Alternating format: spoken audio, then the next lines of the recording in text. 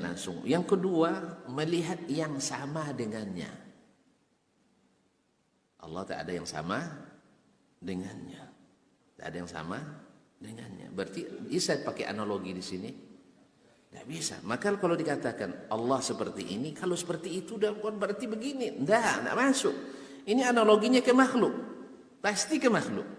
Kalau dia botolnya di atas, berarti dia menempel di meja. Kalau Allah bersama di aras, berarti nempel di aras. Di mana dapat istilah ini? Analogi, qiyas. Batil tidak qiyas ini? Maka hasilnya batil. Akhirnya hasilnya apa? Allah tak mungkin di atas. Betul kan? Maka batil hasilnya. Karena qiyasnya batil. Qiyas ma'al farid. Tidak berlaku qiyas seperti ini, kawan. Makanya orang yang menetapkan sifat-sifat Allah dalam Quran dan hadis pasti melalui fase tasbih dulu. Pasti melalui fase tasbih dulu. Mereka ingin mentanzih. Kemudian kita katakan, mana yang lebih paham mentanzih, menyucikan Allah? Allah sendiri atau Rasulnya? Saya ulang lagi. Kita akan menolak sifat Allah karena alasan untuk menyucikan Allah dari menyerupai makhluk. Mana yang lebih fasih menjelaskan itu? Allah sendiri dan Rasulnya atau kita? Masih belum seragam. Saya tidak maksa loh. Kaum muslimin dan muslimat. Allah lebih paham bagaimana dia menyucikan dirinya. Allah lebih tahu bagaimana dia menyucikan dirinya. Rasulullah SAW lebih tahu bagaimana menyucikan Rabbnya. Masa kita cari lagi bahasa lain untuk menjelaskan tentang kesucian Allah? Keliru nih kawan. Karena dengan demikian nanti sia-sia Allah mengucapkan, sia-sia Nabi menjelaskan tentang Allah dengan sifat-sifat yang disebutkan tadi. Tak satu pun yang kita terima dengan alasan menyerupai. Yang menyerupai itu bukan Allah dan Rasul, kita yang menyerupainya. Kita yang menyerupakannya. Kalau di atas berarti mesti nempel. Nah, itu langit di atas tak ada nempel-nempel bumi kan? Langit 7 lapis tak ada juga nempel lapis 1, lapis 2 dan sebagainya. Ya tak? Ada lagi yang kata, tapi tidak boleh tunjuk. Taib. Lalu dikiaskan ke akal. Akal tak ada tempatnya. Kita akui tak ada sifat. Baik, tapi kan antum tunjuk akal itu di mana? Ya di sini. Sama dengan kita nunjuk Allah di atas. Jelas? Nah, kalau seandainya akal yang kita tunjuk di sini atau di dengkul, kan ya nunjuk akal otakmu di dengkul kan, tapi tunjuk tempatnya. Nah, makhluk saja yang ditunjuk tempatnya tak membutuhkan tempat. Kan dibilang di akal kan? Ada tempatnya di akal? Enggak. Apalagi Allah yang maha suci. Kenapa antum tunjuk? Ya karena fitrah antum sendiri nunjuk terus ke atas. Surah sama Allah. Itu ya. Ya kan? Tidak pernah ini sudah takdir yang tidak bertempat. Ada yang lisan kita sudah terformat. Sudah ketentuan yang di atas. Mintalah pada yang di atas. Sambil nunjuk-nunjuk ke atas.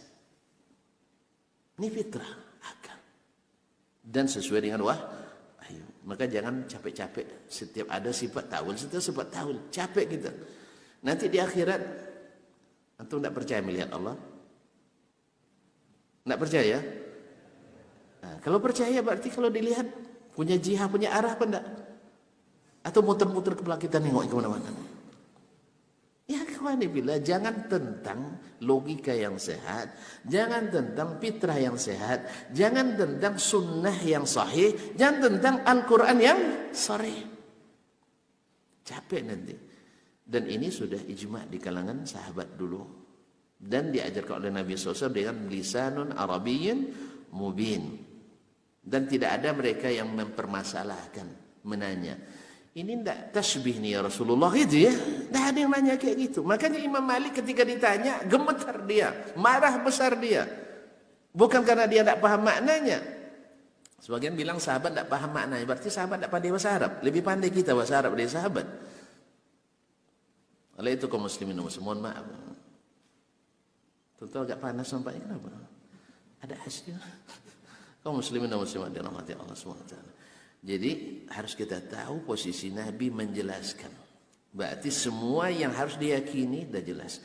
Nah yang ketiga, cara mengetahui yang benar. Yang pertama tadi melihat langsung, yang kedua melihat yang sepadan atau mirip, berlaku kias dalamnya. Untuk tentang Allah berlaku kias, tidak mungkin berlaku.